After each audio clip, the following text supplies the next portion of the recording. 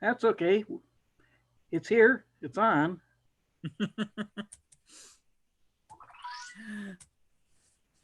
I was just checking emails while I was waiting for everybody, and it's like, it's a few minutes after. Let me go take a look. Hi, Keith. Hi, Keith. Hello.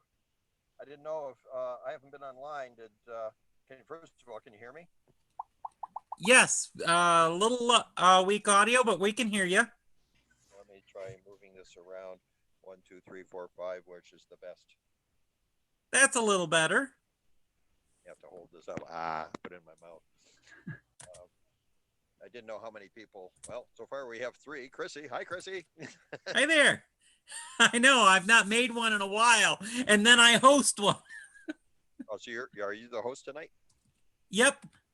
Yeah, I'm the one that put out um, that I've got a full account and can host it after the library's closed. Oh, okay. Well, this is Chrissy did this one, right? Yeah, that's me. Wait a second. I'm looking at the You're looking at a tiny picture of Chrissy. Oh, okay. Chrissy is there. Okay, but it's a static picture. It's not moving. Yeah, I just had an upgrade come into Zoom, and I can't seem to change the settings to Got flowers. to get rid of the virtual background or adjust the virtual background so it actually works. Okay.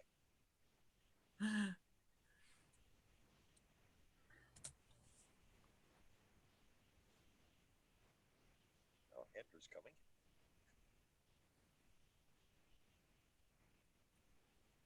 Yeah, I didn't notice in the original posting on there what time to what time. I'm assuming we're starting at 7, go to 7 and 9, or what? I reserved it on Zoom till 10, but however long we would feel like running. Okay.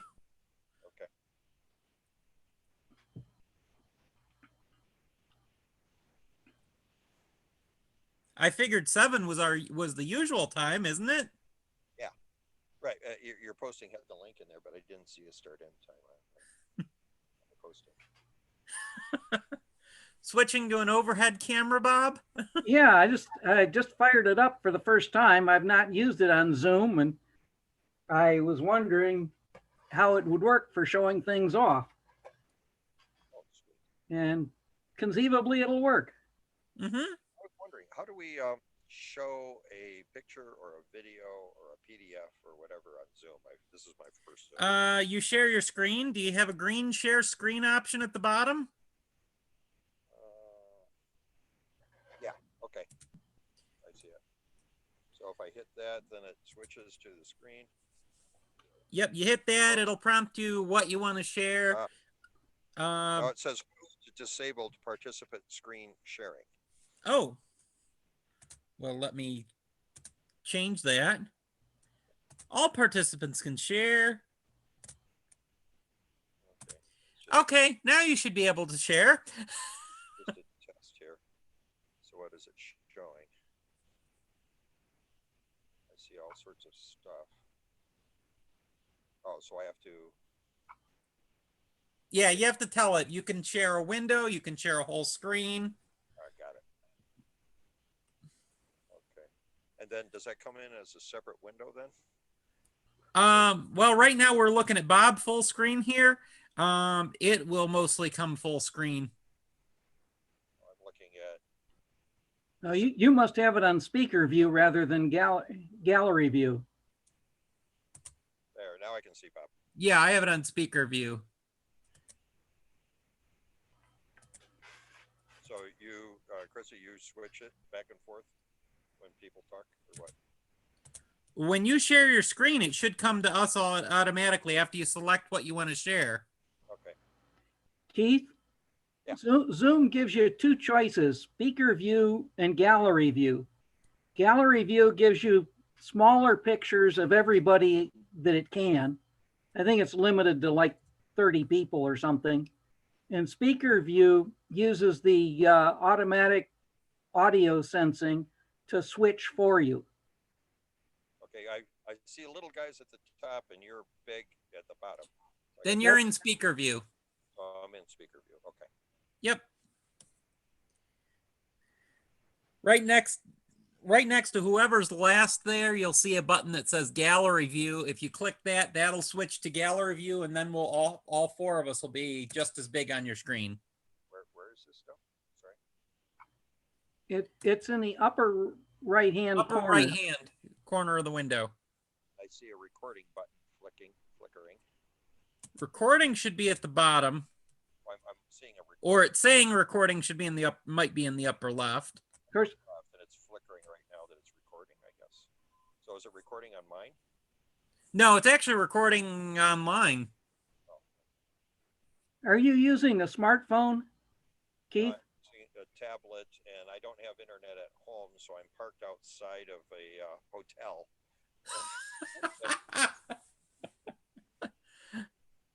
Because we have a dial phone on the wall, no caller ID, nothing. My dad's place. He just turned 102 on Saturday.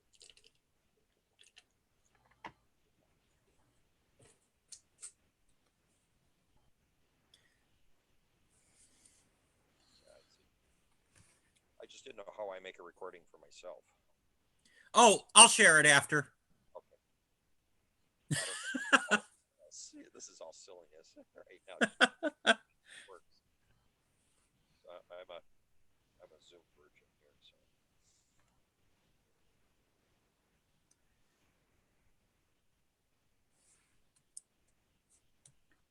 Yeah, I think the recording's limited to the host. Oh, that's good. I feel better. I'm sitting here in my car. This Disabled the waiting room. hopefully I'll Okay. be able to do this because this laptop, just while we're vamping here, waiting for more people to show up, I've got a Dell quote new laptop unquote. It's actually one originally the service tag shows Win 7, and it had been upgraded to 10, but apparently the charging driver isn't right, because it will sit there, charge all the way up, and as soon as it's charged, it goes to battery, even though I'm plugged in, runs the battery down until it wants to crash, and then or if I hibernate it or something like that, it'll go back to charging mode. I can't figure out how to get it to behave. The service tag tries to give me Win 7 driver, so that doesn't no good. If I try to go to the Dell screen. That's an odd one. Yeah, I've never run into this one before. But right now, in order to, I can't keep the key in this car. I just bought this car off the neighbor. My car was it forgot how to be a car. Its computer's messed up. And my dad was in the hospital over the last month, so I needed a car immediately. So I bought this car, and if I leave the key in the ignition, even with it off, it runs the battery down. So what I have is I bought a deep cycle battery, marine battery, attached a inverter to it, and I've got the laptop plugged into it, and it's sitting in the back seat, running my laptop off from a 12 volt converted to 120, converted back to the plug-in. Just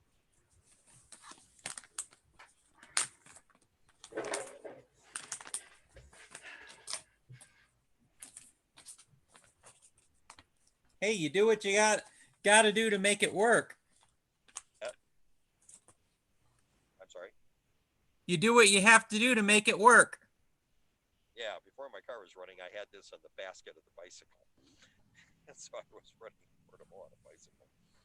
But at least I'm online, and apparently this does work for Zoom, so that's cool. Although I hate my image on the thing.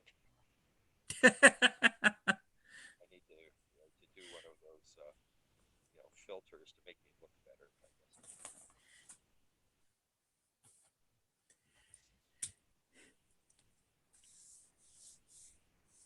Well, do we start anyways? People want to talk about what they've done, or are we gonna wait for see if anyone else shows up? Sure, we can start.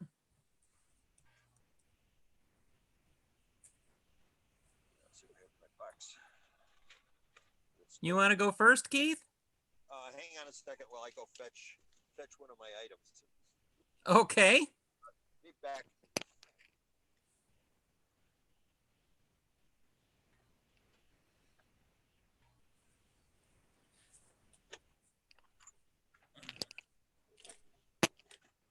Let me try a screen share here.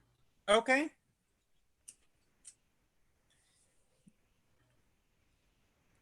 How's that for a tow picture, a tow truck situation?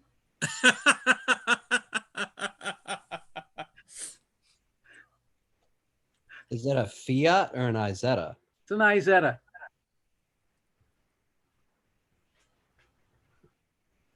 Many years ago up in Toronto, an old friend of mine and his cousin. The cousin is the one that's in the Isetta. Is the front of that the door? Yes.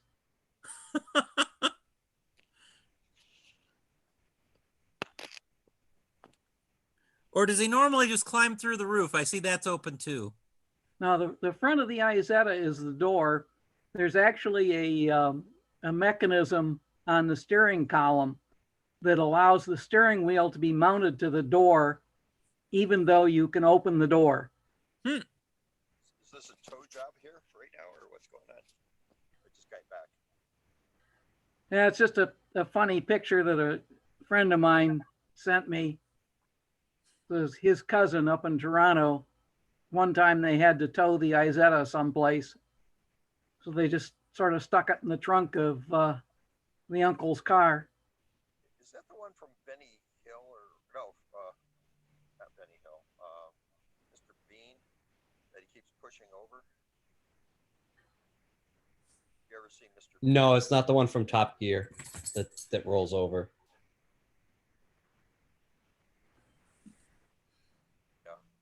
Keith, I can barely hear you. Every time that car shows up on Mr. This three-wheeler on Mr. Bean, he ends up somehow getting it to tip over in the episode. Is this any better? When you hold it real close, it's tolerable. Not good, but tolerable.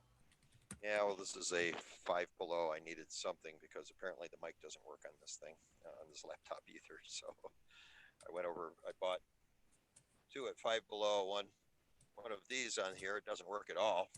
And this one kind of works. Trying to figure out where the microphone hole is on this thing though.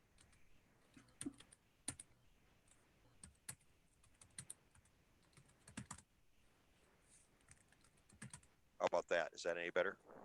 That's good. Yeah, that's better. I'll have to, looks like I'm playing a harmonica now.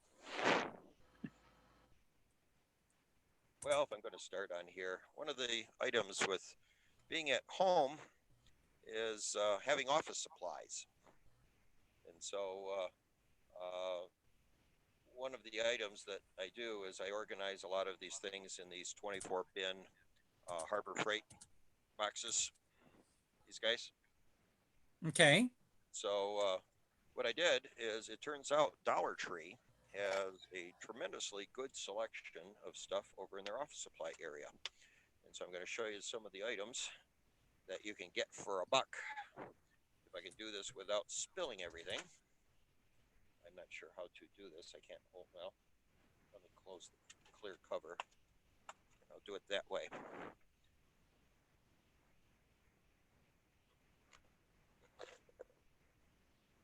Okay, starting out, 24 pencils for $1. You could also get the dry erase pens. On here, you can get a packet of about, I think it's either 8 or 10 of the personal little sharpeners for $1. You have the, if you notice on the pencil, there's push-on erasers and also non-stick or non-skid grips down near the bottom. A couple dozen of each of those for $1. I've got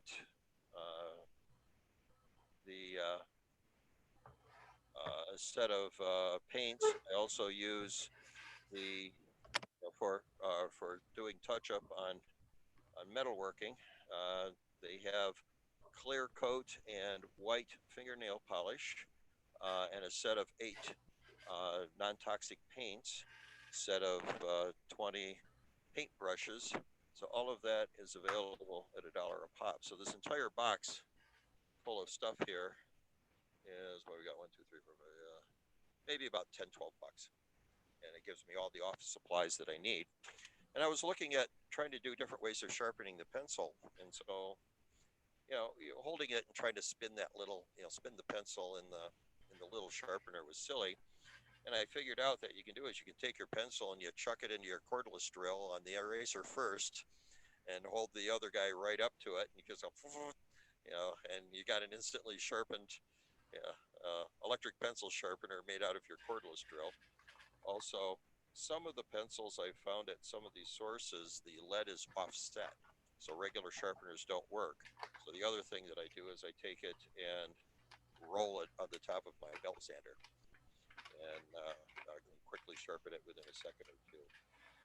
So that you can also get a pack of 100 3x5 cards for taking notes.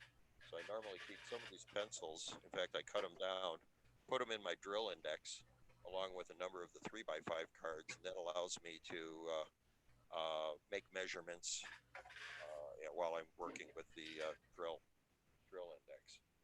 So this little box of parts have come in extremely handy for doing office at home for 10, 12 bucks and $4 organizer bin.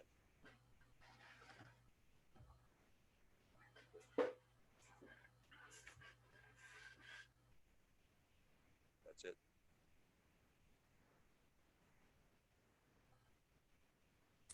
You were getting something there, Bob? Yeah, I was. I have developed a bad habit. And let me switch cameras here. Since I can do that, I'm not sure how this is going to work. Let's see.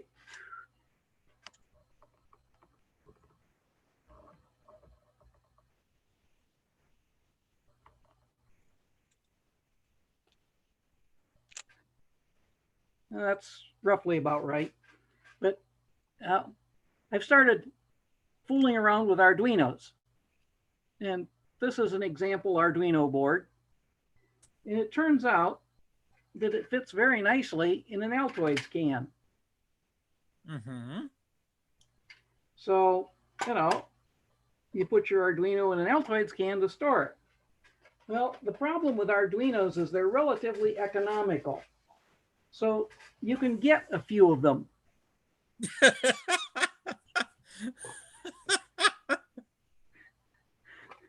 I have the 8-bit ones and some of the 32-bit ones. And then there's the 37 kit of IO devices, or kit of 37 IO devices, and a few other things, LCD displays and GPSs and RF USB connections. So, I just want to point out the utility of the basic Altoids tin. Are they color coded? You put the mint ones in for the CPUs and the winter greens for others, or what? Not really color coded. It turns out I did use cinnamon for a lot of the IO stuff and not cinnamon for a lot of everything else, but I haven't had that many different choices of colors. And I did put a label on. This camera doesn't look like it does very well. Let me see here.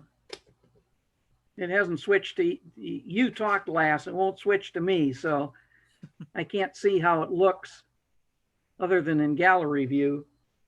But I've got this labeling, Brother labeling machine, so I can label each of the boxes. So, I've got the Pro Mini and the Nano and the RFduino and the 8266 and Teensy 3 and ESP32.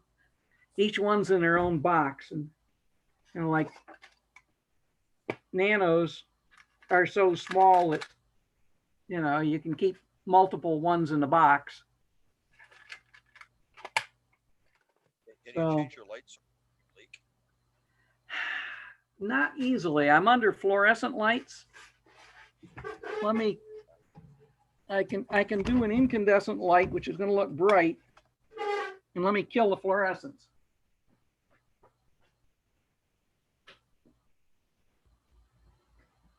Yeah, that didn't really do much to help. Yeah, that made it shadowy on all the edges. Hmm. Yeah. Just curious, have you thought of mixing in penguin mint tins?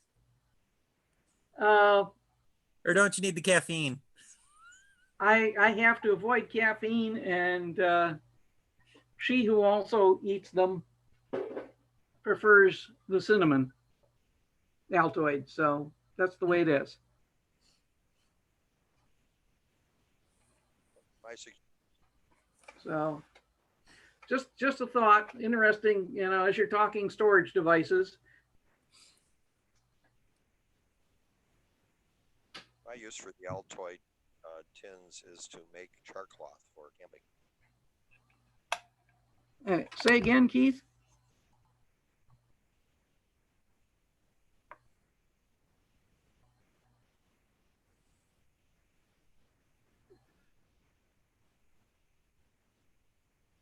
I use the Altoid tins. We t-shirts, charcoals, top and bottom for about 20 minutes. Pull them out with tongs, set them aside till it cools, and then you've got char cloth on there for fire starting purposes. It catches a spark and allows you to turn sparks into flame. So we go through a lot of Altoid tins. Aha. My use for them usually is holding screws during projects so that they don't get lost. My thing for screws and projects is the prescription bottles, I've They have a used nice those too. lock tops, and if you get the tall, skinny ones on there, they fit perfectly into the 24 bin divider boxes. You can walk into any pharmacy. Depends on the pharmacy. A lot of them will hand you a whole pile. Others will sell them to you for about 25 cents a piece. Either way, it's a good deal.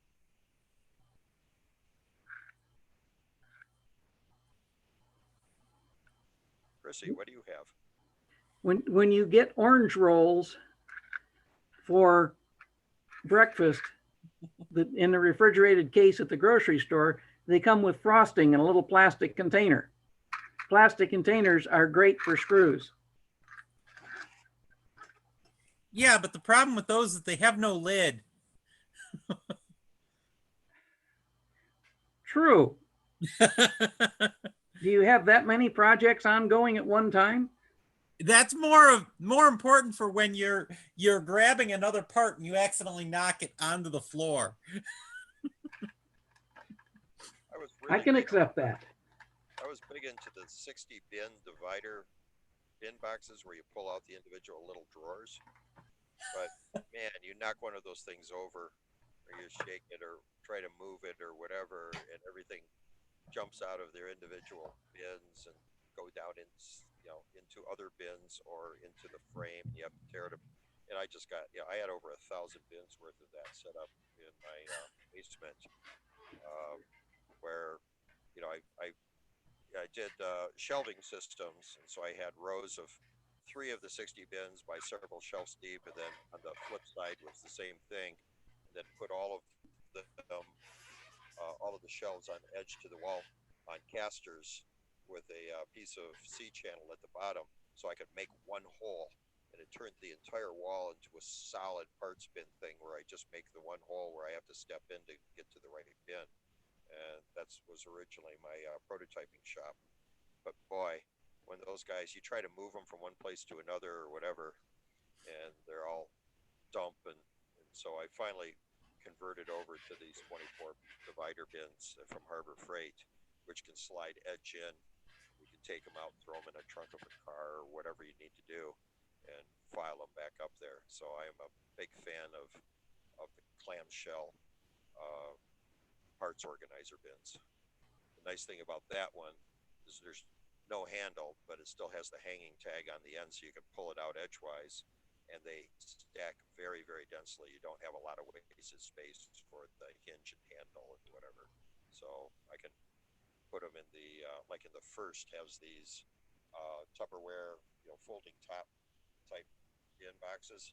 I can line them all up on edge into one of those. You can put teen in one of those boxes that every first team gets tons of every year, and they're all, then the super bins are stackable, transportable in your car, whatever.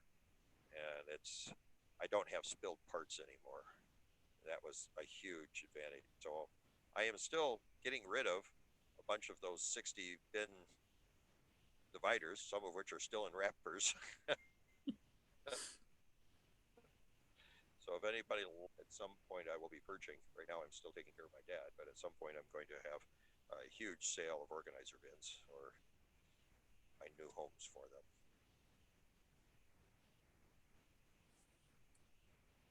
Okay.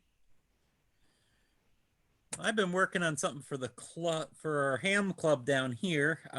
We've been trying to get some updates into our repeater. Run out of ports on the repeater controller. And we have a remote receive site. And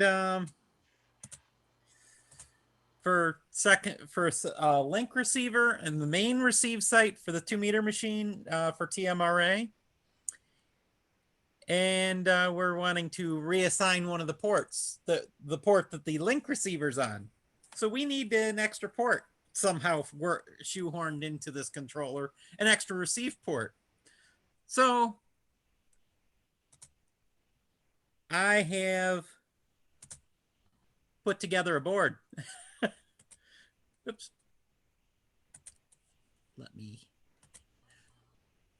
Let's just see the board instead of the whole participants list here.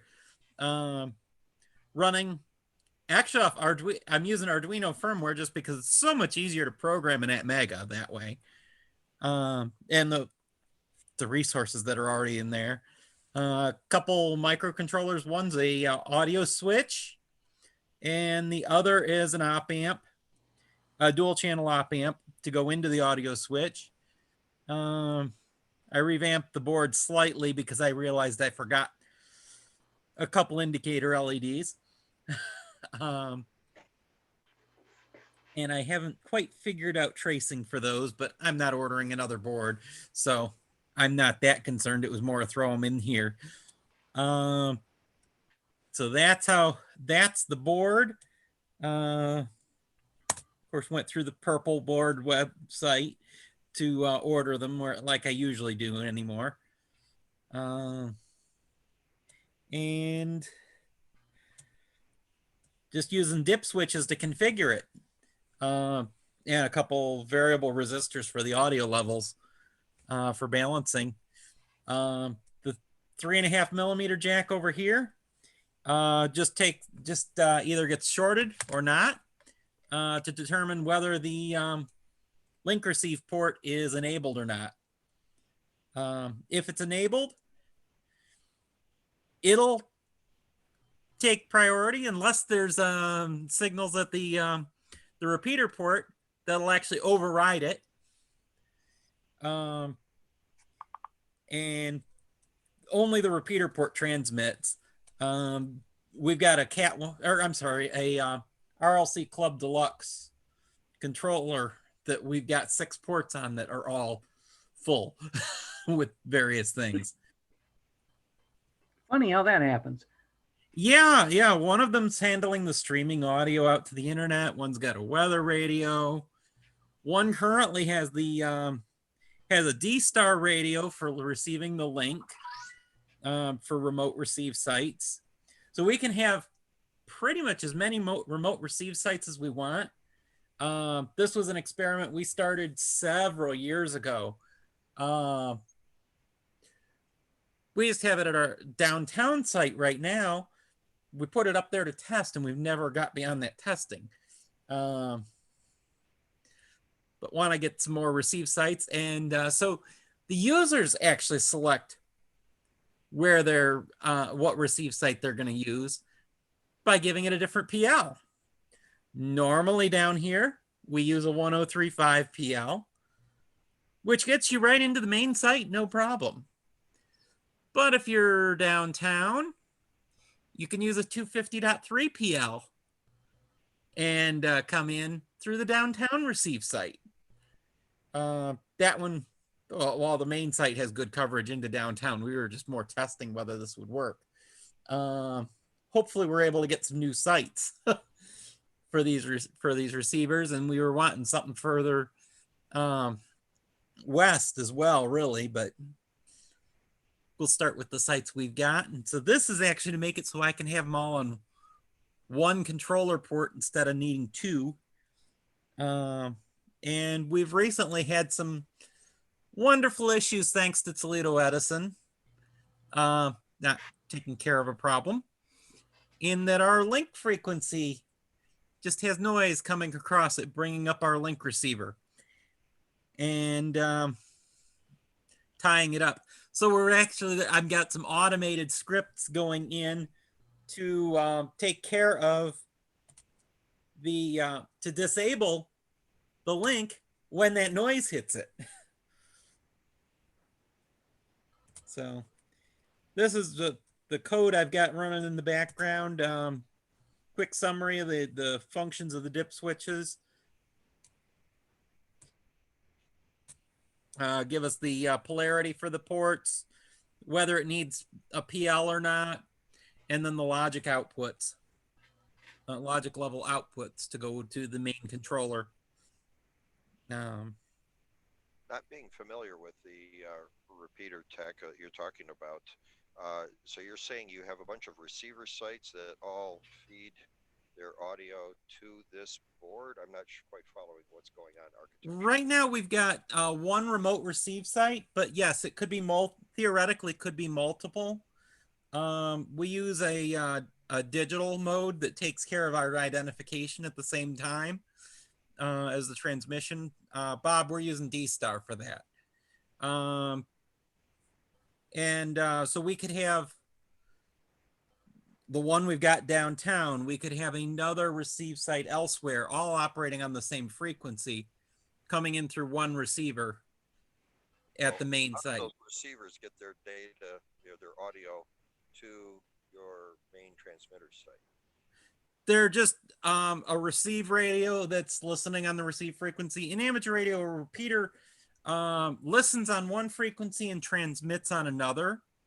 Okay, so these Chrissy, are all listen. These remote ones. That's what I'm not following. Chrissy, I'm thinking what Keith is asking is, you have the remote receiver. How does it actually communicate with the repeater? And I think you have a transmitter at that remote receiver on the link frequency. Exactly.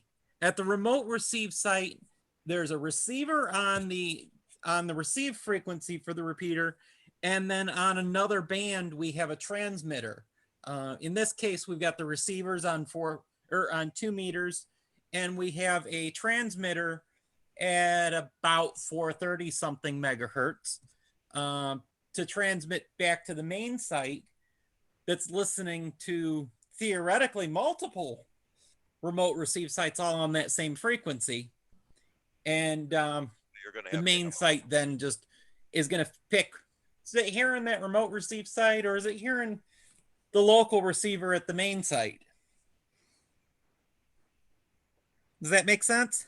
Well, what I'm trying to figure out is you're going to have a remote receiver that it'll have a transmitter link on 400 somewhere, and then that means you're going to have a batch of 400 receivers over at your main repeater transmitter site. So actually, no. Or you have one. Just one. Just one. That's one of the reasons we have it the way we do. These remote receive sites, the audio going through them gets converted to digital to transmit for that link, because otherwise, yes, we would have to have the older method of having a voter and to select which receive site do I want to listen to, and each one would have a dedicated receiver, a dedicated link frequency. In this case, I'm just pure theoretical. Our theoretic 20 receive sites, we don't have that many, but all are on the same frequency.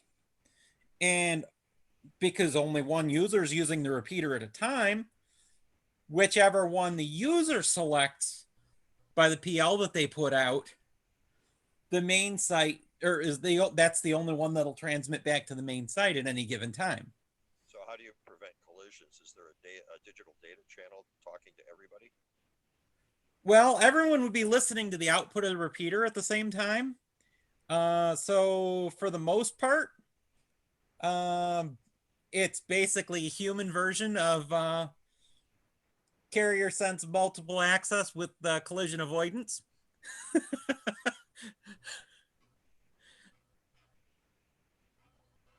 Yeah, the old joke of in the Bay Area, the way rapid transit with the bus system works is they all try to get into the intersection at the same time, and they collide, and all of them back off, put themselves in reverse and wait a random amount of time before they gun it again.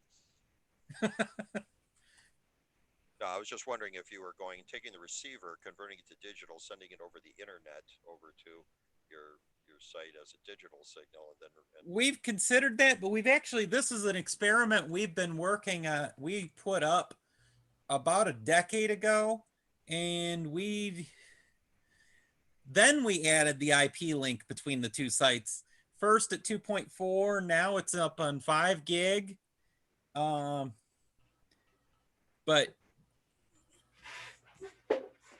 yeah, we're actually running it over as a voice link. We're using D-Star radios for that link. Don't know what that is. Which is it's a digital mode. One of the advantages for this project of that mode is that it digitally identifies at the same time repeatedly through the transmission. So because everything has to be identified, every transmission has to be identified. So we don't have to have a CW ID sitting in the background to take care of that link, which is the way things used to be done. Yeah, I just didn't know if I know that there are certain rules with ham radio that you can't use commercial, you can't do this, you can't do that. And I was just wondering about the hybrid between RF and internet now. What's allowable? Oh yes, actually there's multiple modes. Actually, that's one of the more traditional uses of D-Star is linking of repeaters over the internet. There's other modes that do it that as well. There's modes that do it, take your FM radios and do it through things. Some of those are that I'm thinking of off the top of my head is going to be IRLP, Echolink, All-Star. Those do it with typically with FM radios. Yaesu has their digital product is Fusion. There's amateur radio repeaters that use the P25 equipment that's typically public safety. We use DMR at times, which is kind of a weird one because all these others they do a constant carrier, just like FM and such, but DMR actually uses time division. So there's actually 2 time slots. So the radio is keying up hundreds and hundreds of times a second and switching between transmit and receive. It's strange.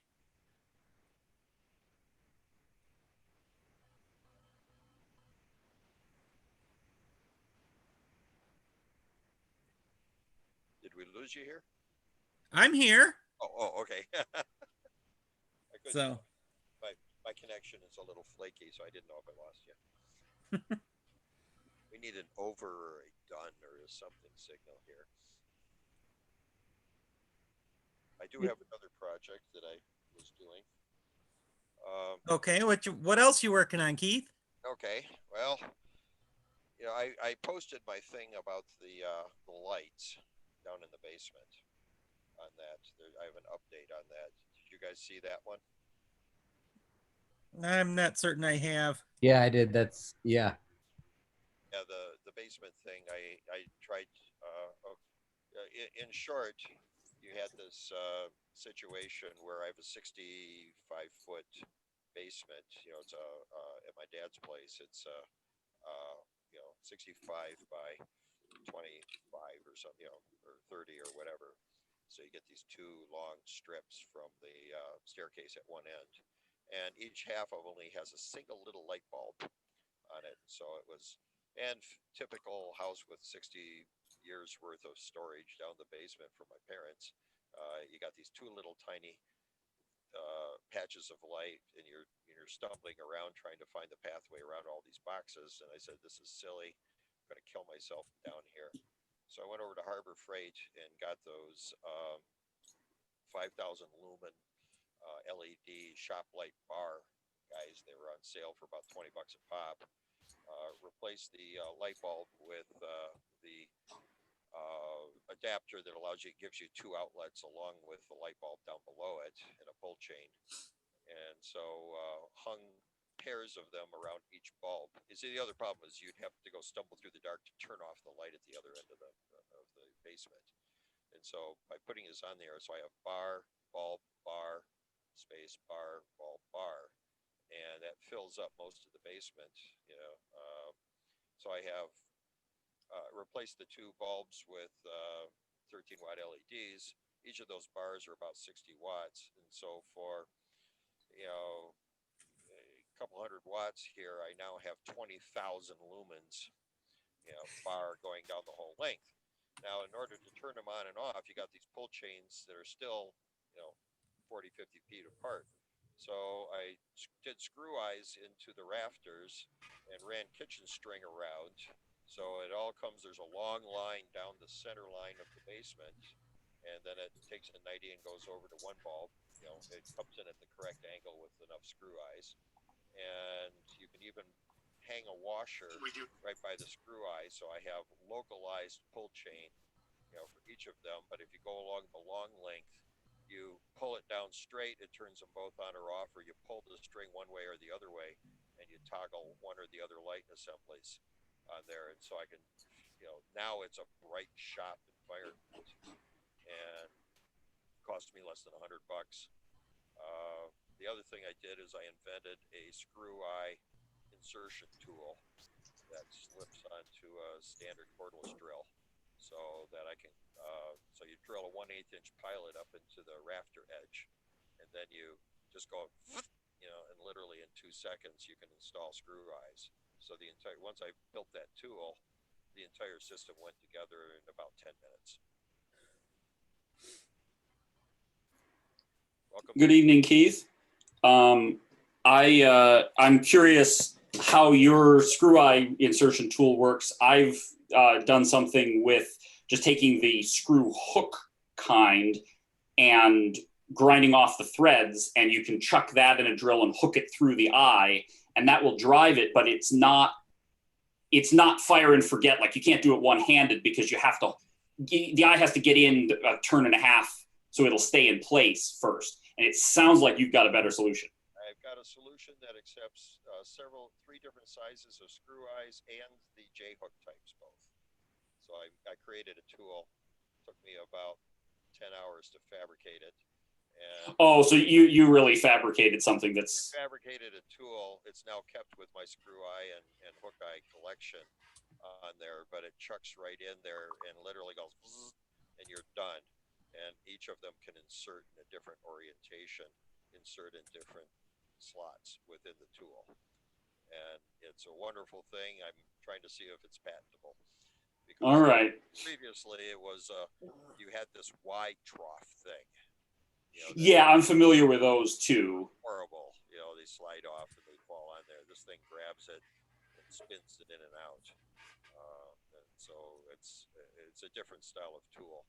So I'm still doing a patent search on it to see if anybody else has come up with this, because I think this would be, it's much better than anything I could find on the market. Yeah, I've tried J hooks and you chuck one hook in one and you interlock it with the other one, but those things slip off and Yeah, no, the captures the entire thing. Captures the entire thing around it and has different orientations that you put the different parts into it. yeah, that makes sense. Well, that's cool. Good luck. Yeah, I mean, I could see if I routinely needed to install, dozens of screw eyes as part of a job, or yes, one of those. Andrew, is holding up one of the Y type? Yes, one of those. I'm familiar with those, but and They're not yeah, great.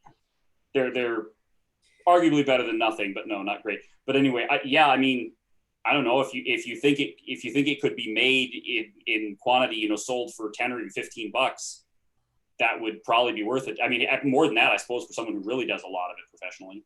But yeah, I took some other stuff and strongly modified something that's commercially produced in millions before, so it's just a different shape. So hopefully the tooling could be modified to produce it in the correct shape to begin with, correct, in millions of units with essentially existing technology. So that sounds promising. Technology shipped in, of course, from China, even if it wasn't made in China to start with, it would show up from China shortly. Right. Well, yeah, good luck with the patent application. That sounds like a neat idea. Well, the other project that I was so anyways, the update on that is I was using little tiny swivel pulleys, at the 90-degree intersections on there. But I was using, I tried using paracord. It was the length of it became too heavy and it wouldn't let the springs return on the pull chains. And so I went back to kitchen string, but that kept getting stuck between the pulley and the sheath. Kept going off the side of it. So I just switched back over to. So my update is I just switched back over to eyelets. It's fine. But yeah, the way I did the isolate a certain section, and I came up with ways to do Ys and other things like this so that I can pull it from other places. So that's an update from the original posting. But yeah, if you take a standard 1/4-inch washer, and then you make a loop of the string, you shove it through the hole, expand it, pull it over, it makes a Prusik knot around it, so you don't have to disconnect the string. So imagine.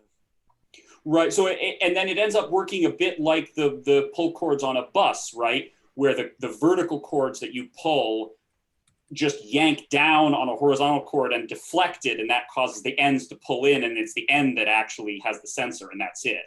And everything else is just affecting that one cord. No, what I did was you put the washer right next to a screw eye, and that isolates that subsection on the other side of the screw eye so that it's a stop. So that, okay, if you have, let me see if I can.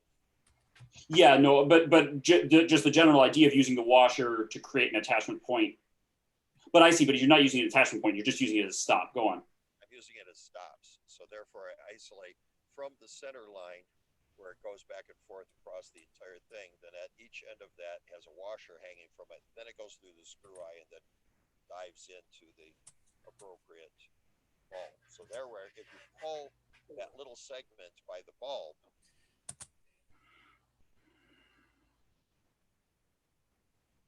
all the way down to the other end of the basement. So the first segment of string that comes from the bulb to the center line of the basement is isolated from the rest of the system. So if you pull the string closest to the bulb, it only operates that bulb. If you grab the string that runs along the length of the basement, you can operate both bulbs by pulling the string one way or the other. Right. Okay. So that was, but the point is you don't have to undo the string because you just make a little bite. Right. The string goes up like that. You drop the washer on it. You spread it around and loop it over the washer, and it makes a Prusik knot locally.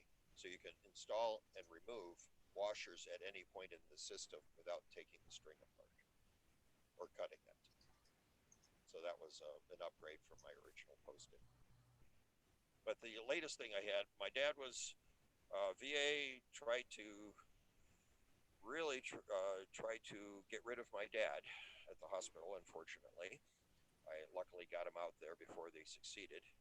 But he came home, and I have a hospital bed. So one of those that will tilt up on it, and the knees come up, and the whole thing goes up and down, and whatever. And they had this little pendant. Let's see if I can bring up a picture of it. I had a pendant that looked like a ham radio microphone. That I got it on my cell phone here because I didn't know how to put pictures of things. Let me pull over. I actually have something, and I was just gonna use screen sharing and pull up the photos on my computer and use screen sharing to show them. But anyways, if this, but yeah, for this that works. one of these pendants. Right. It's like a microphone. It's got the standard microphone stud on the back of it. And the bed came, and there's no place to hang it. So they just had it wrapped through the bars, and it's hanging upside down, so the arrows all point the wrong direction, whatever. And so I said, well, this is a standard microphone, so there's no Radio Shack. But I said, okay, truck stops will have CB radio microphone clips for the trucks. So I went over to get one, and they wanted $25 for a clip. And I said, That sounds like truck stop pricing. yeah, so I said nuts to that. And so what I did is, those Harbor Freight 25-foot free tape measures? Everybody, if you go to Harbor Freight, you get those freebie coupons. Yeah, and that must be one of the items. Okay. Yeah, well, it's one of the items. So I had a bunch of those. I go into Harbor Freight, so I always get a freebie. And so I have a number of those. So I took the belt clip off the back. And I can bring it up here. You can see it. I took the belt clip, took the Dremel, you cut the tines apart, and then, first I spread it, cut the tines apart on there, and then I stuck a drill bit in over at the fold point, so I could reform the fold, and a little twist with the needle nose pliers to respring the two tines, and that allowed me to get a better side view of it. Is this coming through or not? It's starting to now, yeah. I'm not. All I have is Daniel as the main picture. I'm not up here, so all I can see is my little one. You can pin yourself if you.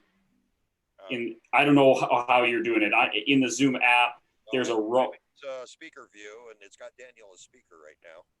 Yeah, well, I've pinned you so that it stays with your video even when I'm talking. Oh, okay. And you can do the same thing if you want. Is what I'm saying. Okay, I'll have to figure. Anyways, not sure how to. Yeah. What I did is I made the clip, and then it's normally mounted to the tape measure with a keyhole. So I took two tie wraps, or zip ties, and so one goes through the top at the thank you. I don't know if you can see it on this one, but one goes through the top. Oh, there goes my phone. Stand by. Hang on. There, that's a better one. So I went one through the top and one, covering the left side, and then one through the bottom covering the right side. That keeps it parallel to the bar, and zip tied it right to the rod. And now, let me switch over. So now, regardless of how the bed is tilted, the cord has it dangling down, so all the arrows are up in the correct orientation as it tips up and down. So I can reach over and just tap the button, or I can just snap it off the microphone clip. But anyways, the whole point is that thing was free, other than a little bit of Dremel time in order to separate the clip into two tines and deburr it. So if you ever need a microphone clip this is a free microphone clip for you, for all you ham radio guys, is to scavenge that off from the back of those free tape measures. So I thought Chrissy would like that. Thanks for sharing that one, Keith. Yeah, I called him and says, "Where's the clip?" And he says, "We don't have them. We just lash it to the, lash it to the bars." And I says, "You got to be kidding me." No, that actually sounds about right. Yeah, I've had to refab a lot of things, over this entire thing with my dad. So this is just the latest one. But I thought I'd share that one because I know there's a lot of ham guys here, and sure enough, we got a ham guy here tonight. So that's it for that one. But yeah, that took me maybe 15, 20 minutes. Unscrew it, Dremel it, get the edges off, and install it. A lot better than the $25 solution that the truck stop wanted. And going on, what do you guys got? Daniel, what do you have tonight? Yeah, this is actually from a while ago. Kept forgetting to put it together when it was just the email stuff to the group. So it's nice to have this. So what with the pandemic, of course. So for those of you who don't know, which very possibly everyone does, but anyway, my dad is a musician and he is no longer playing concerts in person and will not be for quite some time. And this is not surprising. And so we've been wanting to set up a sort of recording studio / broadcast studio, right? Someplace where he can do, they started doing short broadcasts on Facebook, little 20-minute concerts there pretty early on. And we wanted to set up space for that. So we moved a bunch of stuff around in our living room to get a area of wall without stuff in front of it where you could stand. And that was fine. But we wanted to have it be a little nicer looking. So we wanted to have a backdrop of some kind, and acoustically too, to have something softer than a wall, a painted plaster, have something softer than that in terms of echoes. So a friend of ours had some theater curtains, but we needed a curtain rod. And so these are curtains that are 13 by 14 feet. So they're 13 feet wide. What I ended up doing is they're 13 feet wide and 7 feet tall, folded in half, so that there's 2 layers of curtain, and I'm just throwing it over the rod. But the problem with that is that most curtain rods expect a center support, and you can't have one curtain that goes the whole width of the rod. They expect it to be 2 curtains that meet in the middle, and therefore there can be that center support because the curtains don't go past the midpoint. So a commercial 10 or 12 foot curtain rod, A, costs like $40, and B, wouldn't work anyway because it expects us to have a center support. And I can't do that without cutting or adding clips to, or these are borrowed curtains that are made for a particular purpose, and I don't want to ruin them for that purpose while I use them for something else. So I don't want to cut them if I can at all avoid it. So I wanted to be able to have a rod that one way or another could span that full distance and have just one curtain the whole way across.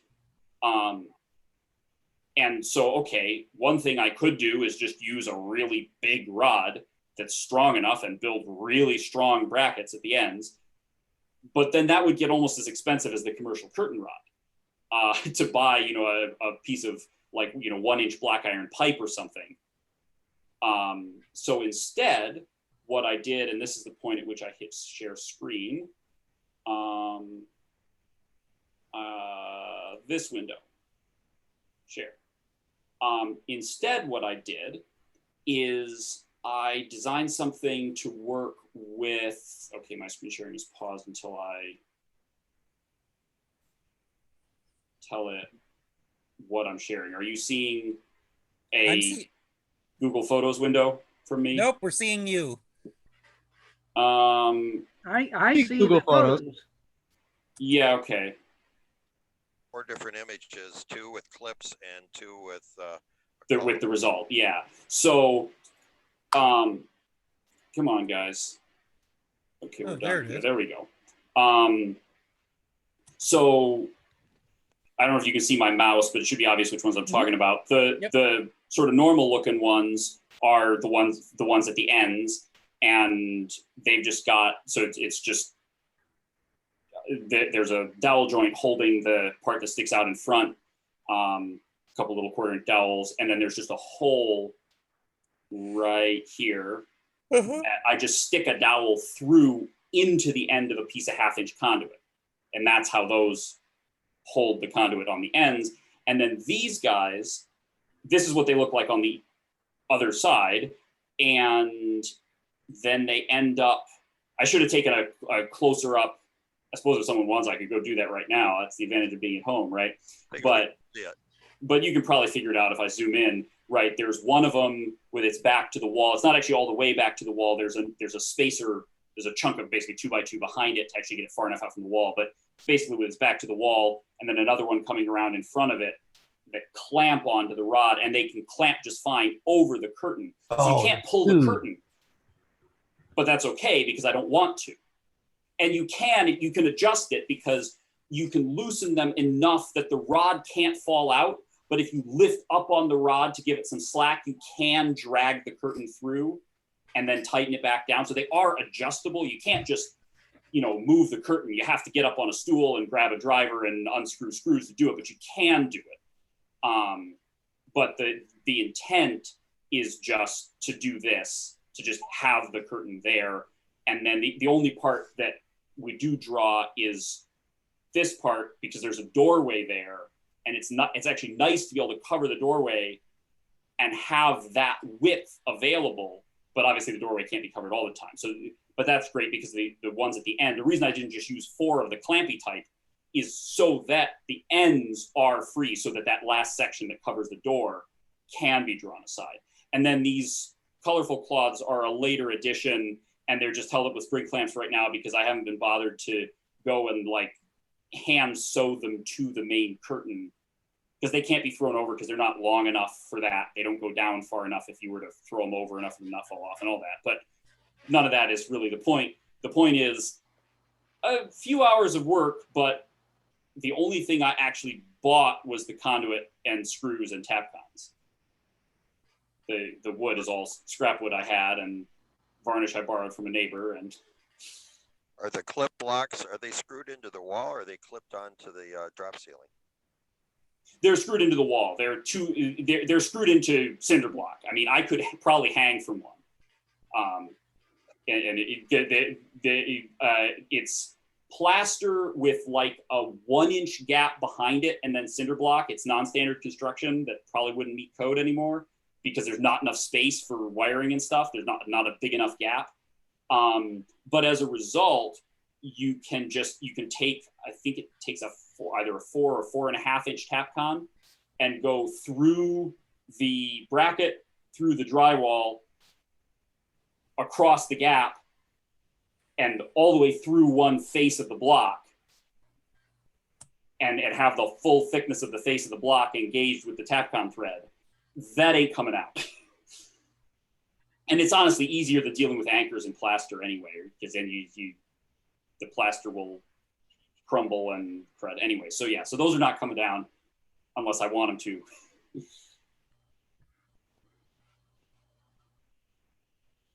So yeah, that's very cool. I did learn, actually, I did learn one thing the hard way, which is when you've got that attachment of the dowel going into the end of the rod, it's very important that you not drop the rod, because if you do, it'll torque the dowel really hard because it can't just fall off it, or not easily. It'll grab. So I actually cracked one of the brackets by doing that and had to glue it back together. But fortunately, the one I cracked is the one away from the door, the one that'll never see any stress ever. I could literally take it down altogether, and the clamp brackets in the middle would probably hold the whole thing just fine. So it's not a big deal. Tell us about the fab of the brackets and the clamp brackets. What is that made of? Is that wood, or is that? It's oak, yeah. Oh, okay. Yep, I had some big chunks of oak, and so what actually the fab is a little bit interesting. What I did is I took a chunk what would that have been, call it like 2 inches by 2 inches by 3 inches. That's not the actual proportions, but something like that. Drilled a 3/4, I think, whatever is the closest to the OD of 1/2 inch conduit. I think it's 3/4, a little bigger. Drilled a 3/4 inch hole and then slid it up the middle with a skill saw blade on the table saw, a thin curved blade. So that what I end up with is logically a circular hole, but split up the middle. I should stop screen sharing now so that you can see me gesture, because otherwise my gesturing doesn't do very much good, does it? What I end up with is a block of wood with a circular hole and then split up the middle into 2 pieces to create that shape. And then the rest of the profiling I just did with a belt sander and Dremel and all the usual woodworking things.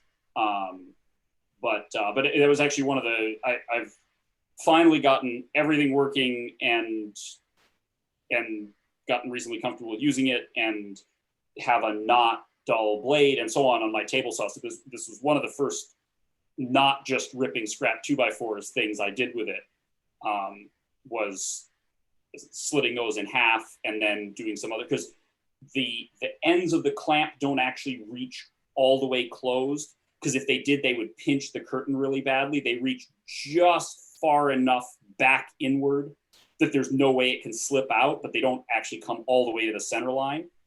So I after slitting the thing in half, I cut back that part a little, as I say, so it doesn't pinch. So right now, you can loosen them just enough to be able to slide the curtain, and you've got just a little bit of leeway before they're so loose that the rod can fall out. And when they're clamped down, they don't reach all that far in, but they reach far enough in that you'd have to just completely shatter the wood before they would let go. There's no way it's going to bend and slip out. I mean, it's oak for one thing, so it doesn't bend. I assume you did the 4 holes before you split it, so that for screwing it together, so that they're in line. Yes, yeah, for obvious reasons, yes. I believe I was intelligent enough to do it that way. Yeah, no, exactly. That was, I did the main hole and then those 4, and then slit it, and then the various profiling steps. Cool.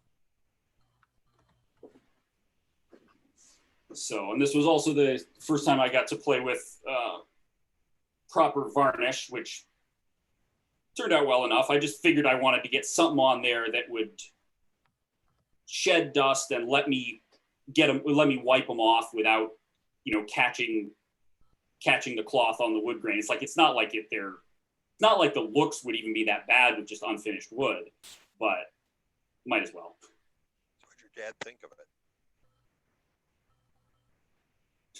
it? He was quite happy with it.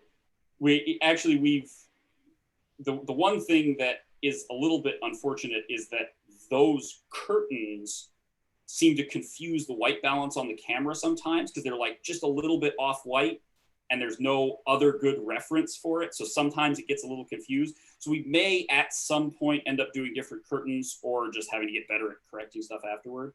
But the rod works great, so. Have you thought of doing a green screen and then putting a virtual background up digitally? I hadn't, but that's a good point that that would allow, because the other challenge that we have, thank you, that's actually a very good idea, because the other challenge that we have, of course, is that, and we may be being a little paranoid by doing this, but it's hard to be too paranoid, I think, so my dad's brother, my uncle, who he plays music with, lives just down the street, but we haven't been like going over to each other's houses. We've been staying less separate than random strangers, but still somewhat. Like, they're not gonna stand in the same room and sing together for an hour, right? Singing being one of the things that, so we've done a couple things where one of them has recorded something and passed it over to the other to record their part, and we stitch them together. But it's awkward to get everybody on screen because if you've got 2 16:9 aspect ratio videos, and you try to put them in a 16:9 aspect ratio overall frame, you end up with a little strip down the middle and great big black bars on top and bottom, or one person is way small. There's no ideal arrangement. There are many ways to arrange it, but none of them are excellent.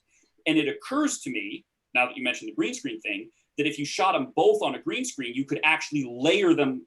You could actually have them sort of overlapping. In other words, you could have the neck of Laz's guitar actually overlapping Sans video, because it would be transparent everywhere, effectively everywhere the guitar is. So that's actually a really good idea, and I should consider that. Of course, my curtain rod is probably not a very useful solution for that, because for a green screen to work, it has to be as close to totally monochromatic as possible. So it has to be flat. It can't be rippled, right? Because then you'll have shadows changing the color of it. But you can weight the bottom. You can put. Right? No, I guess if the curtain were exactly 10 feet or 9.5 feet wide, so that you'd stretch it really taut on the rod and weight the bottom, or even stick another piece of conduit in the bottom. Yeah. So a rollover on the bottom and stick another piece of conduit in it. That could work. That was my point. So yeah, you could make you can do a lot of video stitching. That is a good idea. Does anyone know a good? I mean, I'm guessing that modern. The term is chroma keying, right? Is the fancy video editing software term for green screen stuff. I'm guessing that modern chroma keying can handle any reasonably contrasting color, or at least any reasonable green or blue. That it doesn't have to be an exact particular hue, so that just any flat green or blue fabric of approximately the right brightness would work. But if anyone knows, like if there's specific green screen fabric that. Well, there's also, I've seen on the net, people taking sheets, and there are tables of going to a hardware store and getting this color match to paint the thing, and you can make your own green screens. That's been around. There's a lot of stuff on the net for that. Doesn't even have to be green.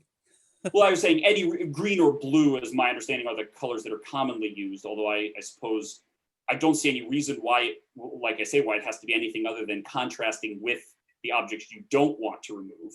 Right. You Such just that if don't have that color in the object that you want. Right. It goes transparent on you. So that actually, under some circumstances, you might prefer like a red screen or a yellow screen if you've got a lot of green and blue in your foreground objects.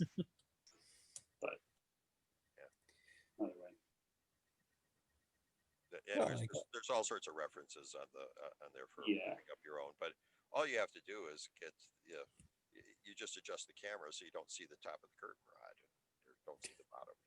Yes, you're playing with the weird, not actually chroma keying at all, but some sort of not very intelligent automatic background elimination. Yes, it's just built into Zoom. Right. No, I know. Chrissy installed the flowers again. Had it for a minute. Yeah, no, it's gotten very confused. Yeah, it seems to pick up the window, but not. Not you, no. And it's a dark background. I can see my shirt getting lost on that, but since it's a black t-shirt, but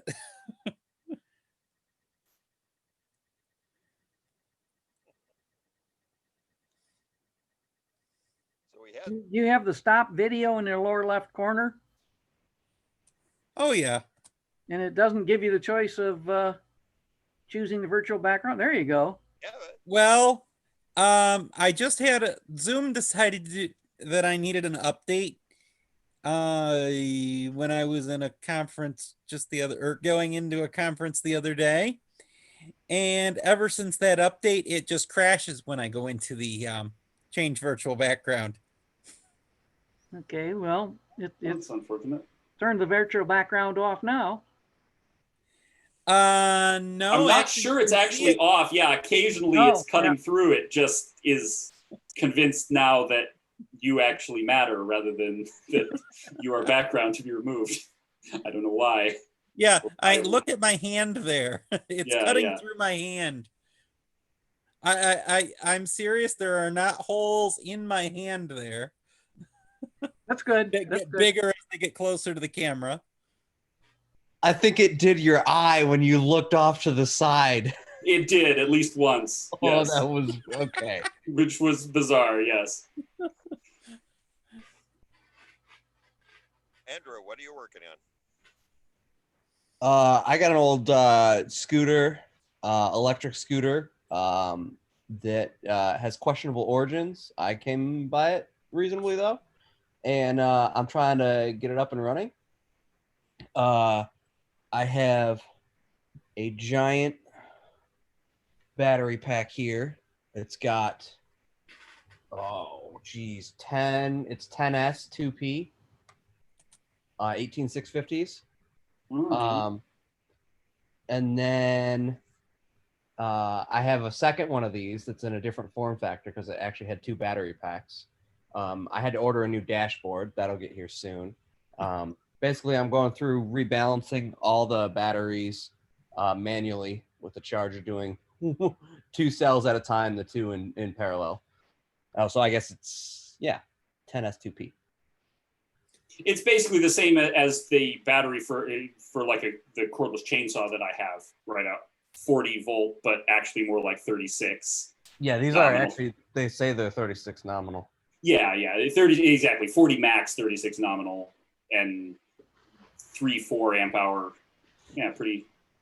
I'm guessing, just based on the number of cells. 187 watt hours, 5.2 amp hours. Okay, those are some pretty high capacity cells, which I guess makes sense because the scooter honestly is probably lower power output than a chainsaw. So it 300 watt.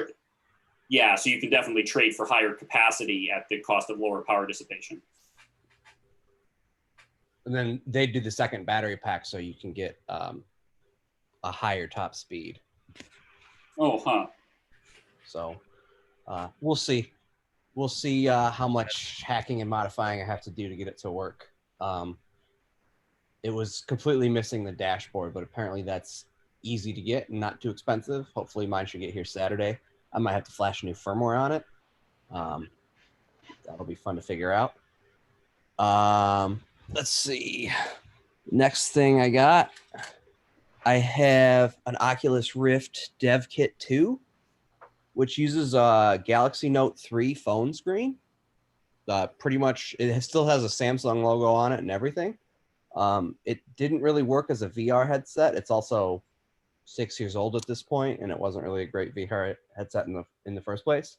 But it stopped working or something. Somebody gave it to me, and I wanted to try and convert it to an external monitor. So I've soldered on a bunch of a little header here, and then some bodge wires to connect it up to the programming pins. And I'm going to try and flash a new firmware on here. And then once I can figure out how to flash a firmware on the board, I can see about, it's all Facebook completely open source, the firmware and the schematic and everything for this.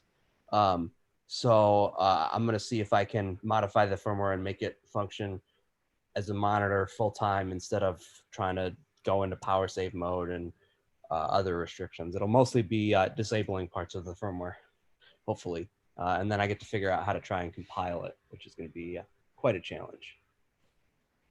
And so then what's the goal as far as like just an external monitor or what? In other words, it used to be intended as a VR headset, so it's meant for displaying those sorts of images, but obviously it's not limited to that. But then what are you wanting to do with it? 5-inch 1080p monitor.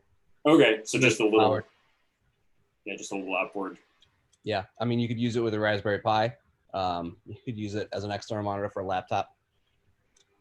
The Raspberry Pi idea is an interesting one, I guess, to have, have a little sort of status monitor you could mount somewhere with a Pi driving it. Yep. I'm not sure if the touch screen is at all connected or not. Yeah, I have no clue. I think it's still there, but yeah, I don't know if the Rift really needed it, so they might not hook it up. Then somebody gave me a couple busted laptops. One of them I just bought a new screen for and put that on it. Now it works. It's a very the screen was a lot bent, so I took a pair of like channel locks and like grabbed onto the corner of the screen and was bending it back so it shuts right now. And then I took a sander to it, and now like it feels smooth, whatever. Now it's a nice little throw around computer. And then there was another one that didn't turn on at all. I took it apart and was playing with it. I was just connecting it and disconnecting the power adapter, and then all of a sudden I see a light up on the bottom of the trackpad, and I'm like, I didn't think there was a light there. Oh, that's not a light, that's fire. And then I disconnected the power adapter and connected it up, and the thing works.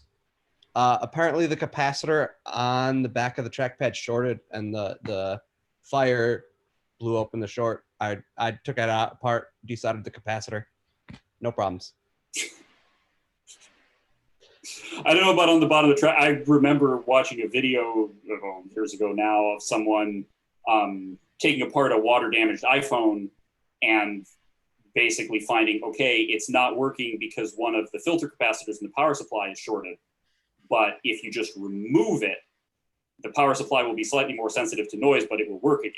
Yep, exactly that.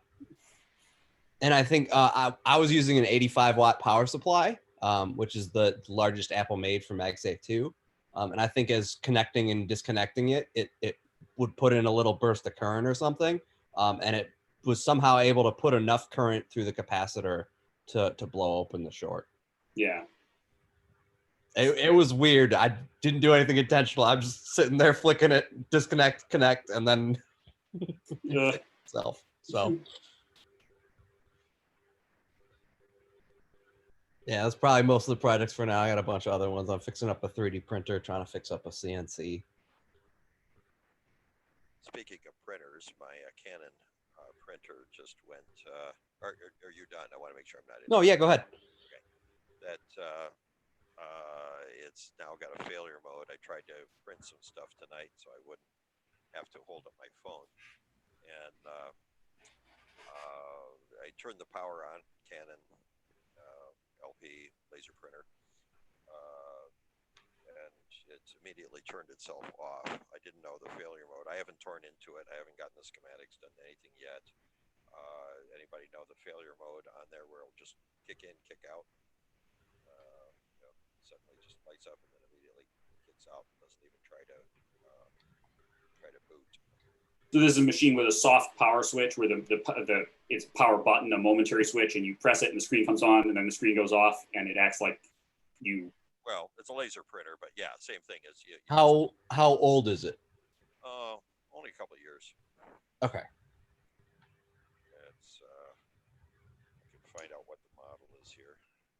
If by any chance it's ever so slightly less than 2 years, you might be. And if you bought it on a credit card, a lot of credit cards have a thing where they will double the manufacturer's warranty up to a year of extension, and only if it's less than 3 years. But in other words, what that means is the industry standard 1 year warranty turns into 2, is by far the most common case. But if you bought it 2.5 years ago, no good. Oh, I think it's more than 2 years. So. Yeah, no, from the way you said it, I figured it was 2 and some, not less than 2, but yeah. I thought I'd throw that out there. For what I was answering, I have a laser printer that one of my friends gave me 8 years ago because he didn't want it anymore, and I used it for 6 of those years, and I still haven't replaced the toner, and it was old when he gave it to me. Oh yeah, no, I mean, a company I used to work for had is it LaserJet 5, like in well, I don't know, mid 90s era HP LaserJet, maybe older than that, I don't know, but anyway, that was still their primary printer, and you know they change the toner once every couple of years, maybe. And no, laser printers, if they last more than a few years, and especially the older ones that were consistently really well built, there's every chance they'll last essentially forever. I mean, something will eventually go wrong with some of them, but yeah, they are known for that. When property disposition is open, they sell them for $20 with a brand new black toner. Which, if it's actually brand new, I don't Generic believe that. toner, What? but it's a generic toner, but they Right. Because the OEM toner would cost more than $20 on its own. But yeah, exactly. That's the nice thing about old cheap laser printers is that generic toner is totally fine.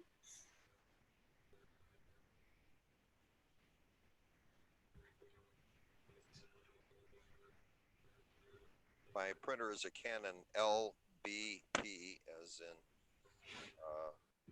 Larry Baker Paul, I don't know, 6200.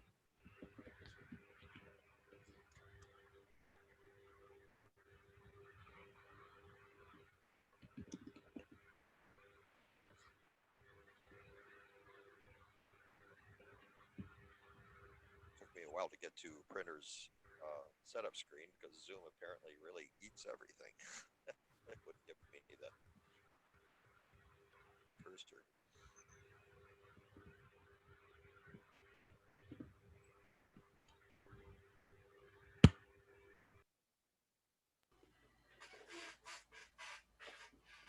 Anyone have anything else they're working on? I've been working on a few projects as well. Living in a condo is rather interesting because you're not allowed to do things on the exterior. So antennas become a problem. And I have this Thunderbolt receiver, GPS receiver that produces a nice 10 megahertz output as well as 1 pulse per second. And it's got a high performance oven that's stabilized to the GPS system, but it needs a GPS antenna. So I wanted to put a GPS antenna up outside. So it's complicated by the fact that I'm also on the board of directors here, and I have to follow the rules because I help enforce them. So, how do you put an outside GPS antenna up and get it into the house without offending anybody? Fortunately, I have a radon vent and a fan and a pipe that goes up to the top of the house. So I made a new top for the radon pipe by taking an adapter that goes from the 4-inch pipe to like a 6-inch PVC pipe. And I milled in all the way, slots all the way around the edge for vents, put a top on it, and then I mount the GPS antenna on top of that. And I run the cable all the way down through the radon vent pipe. Now, with this warm weather, I finally actually mounted the thing, which meant getting up on the roof, which I had never done. Thankfully, it's a flat roof where I needed to get. Drop the cable down, and now I got to fetch it out the pipe, run it around the vent fan, put a ground protection, lightning protection block on it, and feed it through the wall. So I had to drill holes exactly along the vent pipe that goes into the house. And hopefully didn't put a hole in the vent pipe, because then it vents the wall rather than underneath the concrete like it's supposed to. So I finally got that strung today, and now I can work on getting the Thunderbolt working, but I need to power it. So I got one of these handy dandy little triple output power supplies down in Dayton a couple of years back. And of course it didn't work. And it turns out that of all the things wrong with it, it's these blasted trimmer pots to set the voltage.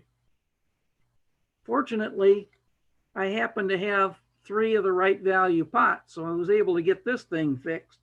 So now I have the power supply, I have the GPS receiver, and I have the antenna. So all I have to do is get them hooked together. And I don't have to go any place outside of the workshop to do it. So That's been keeping me busy the last couple days.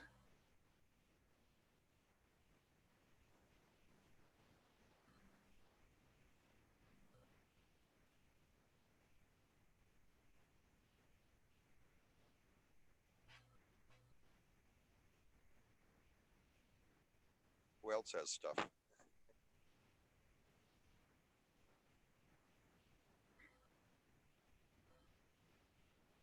It's a small crowd. This may be it. I'm surprised more people didn't check in.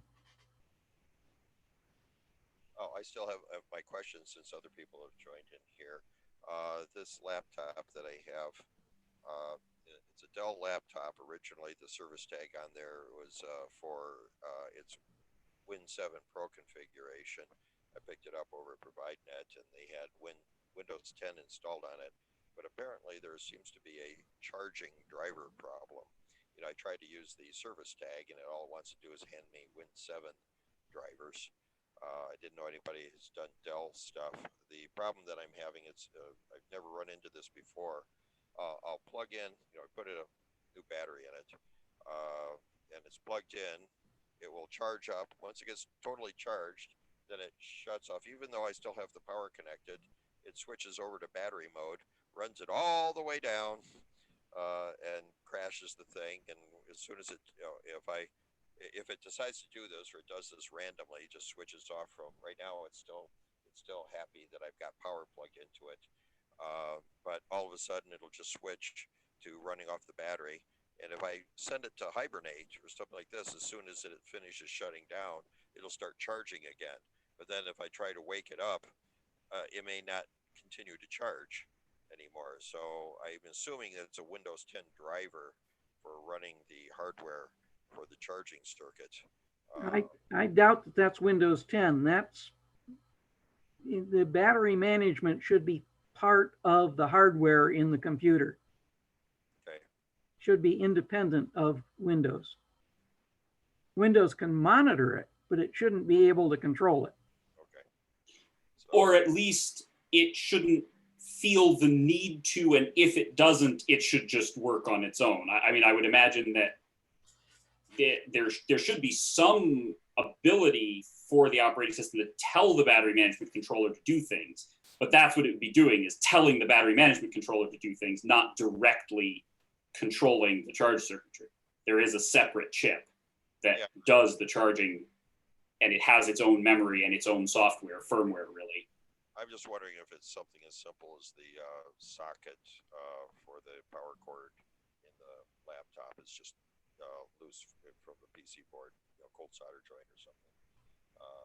But it's acting like I'm not plugged in at all. And then, but if I do it in hibernate, the second it's done, it immediately goes into charging mode. And if the battery is currently at any charge state reasonably far from full, in other words, I don't know, 85% or lower, and it's plugged in and it's not charging, it's on battery because it's doing its weird thing. What happens if you unplug and plug it back in at that point? It still continues to go on the battery, tries to run it down. But I have to actually do a shutdown or a hibernate. You know, at least hibernate, I keep everything and wake it back up. Sometimes it will start charging again. But if I put it in hibernate, it'll sit there and suddenly the charge light comes on and it'll charge the battery up to 100%. And then I'll bring it back up and it'll be just happy like it's plugged in. And then all of a sudden, beep, it switches and starts battery again. So I can't leave it. I'm used to leaving my laptop on. And you suddenly can't do that, yeah. Walk away because, you know, an hour from now it'll decide to switch to battery, and 3 hours later it crashes the machine, or you know, it goes into a forced hibernation or whatever. Yeah, with the battery basically drained to 7% or whatever it is. Yeah. But then once it does that, it goes down there and it starts charging back up, and it'll stay.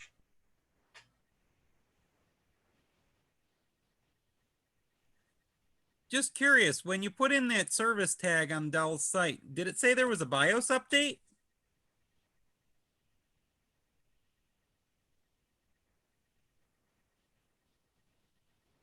We don't have any audio from you right now.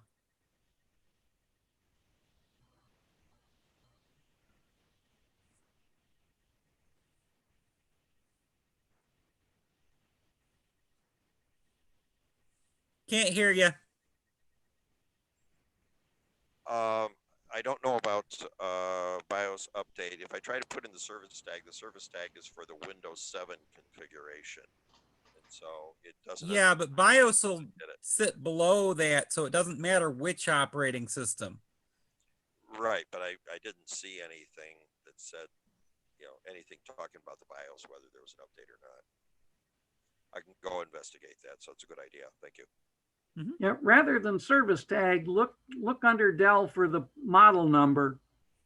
And if it ever has Windows 10 software, it'll allow you to specify what your operating system is. Yeah, the service tag will always take you to the configuration how Dell shipped it. Right. Well, it requested that I install an inspector on there, and so I did that, and it looked around, but it, trying to update things based on what it saw. So I'm assuming it understands that it's dealing with a Windows 10 machine now, but I'm just wondering if maybe they never wrote a updated driver for this particular hardware set for Windows 10. Quite possible, especially if it was originally a Windows 7 machine. Depending on how old it really is. If it was originally a Windows 7 machine when Windows 7 was pretty new, sort of thing, so that by the time Windows 10 came around, it was out of support sort of thing. Even mid-run of Windows 7, I would expect mid to late run Windows 7, because then it would have been into the Windows 8 range. Well, right, there is that.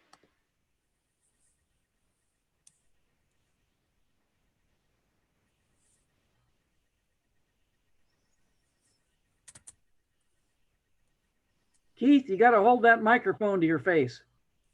All right. It's an Inspiron. I think it's 3520, but I'm not sure on that. I would have to pull the battery out and take it apart, and I'd probably lose my connection here. So I'm okay right now. As I was telling everybody else, in order to, this car that I picked up doesn't like to have the key in the ignition with the engine off. It runs the battery down, even though the car is, quote, off, unquote, because apparently it wakes up all of the other stuff. So what I'm doing right now is I bought a Deep Cycle Marine battery, slapped a 120 inverter on it, and I plugged my, so I'm sitting here in the car at a hotspot with my power supply plugged into the laptop and plugged into the inverter, plugged into the Deep Cycle battery sitting in the back seat. So, I'm running right now, and so far it still thinks I'm plugged into the wall. So everything is cool. Hey, Keith? 3 hours of battery, so I'm not worrying about it. Keith? Yeah. If it is an Inspiron 3520, Dell has a system BIOS update 6 August 2018, and it's tagged as urgent. Okay. I'll go and dig into that after this meeting. I'm going to have to bail. My caregiver for my dad is leaving at 9 o'clock, so I'll have to bail in about 5-10 minutes. Just trying to figure out if there's anything else going on or anybody else has projects that they're working on. I figured with the COVID, we'd all be at home getting some of the projects we never got around to doing done. That's one effect. The other effect is from sort of what I've heard is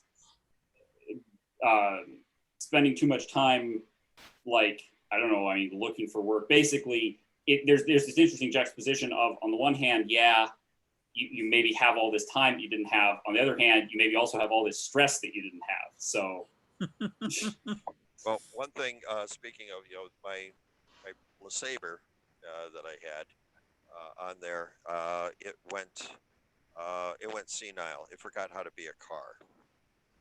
So I was having it was giving all sorts of error codes on the the diagnostic port here that, oh, this sensor went bad and that sensor went bad, whatever. And then I got a better uh, OBD tool, and it looked at it and says, I don't remember how to shift from first to second anymore. I don't know how to do half the things I'm supposed to do. And it says, okay, you lying sack, that I replaced a bunch of sensors, didn't fix a lot of things, and it finally decides I don't even know how to talk to the body management module anymore. And so I investigated, well, considering that it was a 2001 car, we're talking 20 years on a flash memory, which apparently is, typical. So, yeah, I looked at the different options, and so dealer was going to be $1,500, $2,000 or something to deal with it. Local shops would be about 600, 700 plus, plus a few hundred for the module. You can go to a junkyard and get a CPU for $50, no guarantees, but then you got to find somebody to program it. And programmers I found, people to program will charge a couple $100 for that. I looked into doing my own programming, and the hardware is, not cheap. Plus, you have to get a subscription in order to get access to the software to actually download, which can be thousands per year for a subscription. And so I said, well, if this is true, then there ought to be a whole sub-industry of people that got the subscription and are doing this in bulk. So I started Googling around, and finally the Google AI figured out what I was looking for. And it connected me to a place in New York called Flagship One. This is a company that specializes, they go and buy up CPUs, they refurbish them. You give them the make model, and you give them your VIN, or you give them your VIN number. They will bring a module up, make sure that they have a good one on there. They will program it to your VIN number, and depending on which brand or whatever, the total cost for this was $120, free shipping, and lifetime warranty. So if you ever need a CPU for your car, call me. I will give you the contact in case you forget. Contact me. I will give you the contact for Flagship One. So this was great. It takes about 4 or 5 days to go through their programming queue because they're backlogged, and then they shipped it to me. And so less than a week, I got it. The UPS lady walked right up to the front door with the bag in her hand and promptly dropped it onto the cement. So I haven't put it in yet, but after all, it's lifetime warranty now. So I have yet to figure out if this is good. But in the meantime, because my dad was in the hospital, and for those that joined late, he just turned 102 on Saturday, and almost did not survive the hospital. So that's my main thing. So what I've been doing, like with the light thing, I've been setting up a shop in the basement so that I can start tinkering again. And one of these days, I am going to get back to that 7-segment display, which I know, Bob, you wanted one. Don't ask me why. Yeah, well, it's I have been doing some research on those. Those are, and at some point I'm going to post a full update on them. They are using automotive bulbs. I found out the entire numbering system for flange bulbs, which was rather interesting. There's an entire code system for these things that tells you lots of interesting things, and you can figure out which one it is by a few simple measurements of the bulb itself at the base. And so I was looking into LED, but apparently the circuit, when I traced back on here, it's using thyristors, and so it expects an AC wave. So what I figured out is I'm going to need, for each digit, I'm going to need about, if I'm going to stick with the filaments, I'm going to need about 6-7 amps per digit to run on here at 12 volts. So my thing is, I have now picked up, as part of the scavenging trash day, I've picked up some microwave ovens, and I'm going to do the remove the secondary trick and wind a few turns of number 10 wire, and I will be able to get about 40 amps at 12 volts AC in order to run these displays. So I'll be doing a full, once I get this done, assuming my dad survives this, he's not in a good place right now. So a whole separate story. Once I can get back to that, I now have a path for powering these things up for next to nothing, and sticking with the filament bulbs, because the filament bulbs are on the order, you know, if you buy them in bulk, on the order of 25 cents a piece. So rather than upgrading them to LED, yes, it's a power hog. Yes, it's a space heater, but it's possible to do this. I also figured out how to adapt the reflectors onto them too. So all of that will be in a future report. So progress is being made, but very, very slowly on it. My main hang up was, how was I going to power this? But now that I've solved it, it's just, I need time, and I'm running 24/7 trying to save my dad's life right now. So in fact, I'm going to have to get back to that in the next 10 minutes. So I don't know if you guys are going to hang, or if we're going to call it a night at 9 o'clock. But I basically got to take off now, personally. Okay. Thank you very That's much. fine. Yeah. All right. Well, good to see you guys. I'm glad glad yes. somebody, you know, got this back together, because it's definitely nicer to just show stuff like this than to. I end up feeling like I have to put together everything to send it in an email, and also just to see people in chat and so on. So, Oh yes. well, Especially since it's been so long since I've been up there. yeah. Where you're at, Chrissy. So where are you now? Same place I've been. I don't Point know. Place area in Toledo. Okay, Toledo. Okay. Well, in any case, good night. See you guys next month. I guess, I hope, I assume. Yep, I'll make a recurring one, so it'll be a different it'll be a different meeting number, but I'll make a recurring one so we can keep using it. Oh, even better. All right, great. All right. See you later. Bye. Gonna Come on, do a Daniel. 7 to 10, or a 7 to 9, or 6:30 to 9ish, or what? What do we? I'll put it. Everybody want to do? Well, with the recurring, it can be whatever time we want. But it'll be I'll put it for a few hours. That way it doesn't time out on us, and we can end it whenever we want. So Okay. just like tonight, I put it till 10, just more of as a placeholder that it will let us go that long without any prompts. So Yeah, maybe by next month you can be out of the flower field. yeah, maybe I can get it straightened out. I've got a couple other meetings I need to get this straightened up for. So Well, we tentatively say 7 to 9. yeah. So we figure out something else, but you know, let the meeting run beyond 9 in case we actually get a number of participants. Oh yes. Well, that was the usual time for it anyway, wasn't it? What's that? That was the usual time for the in-person, wasn't it? Right. That was the point.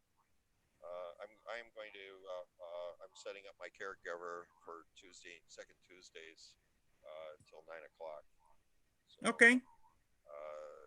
So hopefully I'll be able to make these meetings, and this apparently does work. I'm hanging for those that did. I'm hanging in my car outside of a hotel using the guest.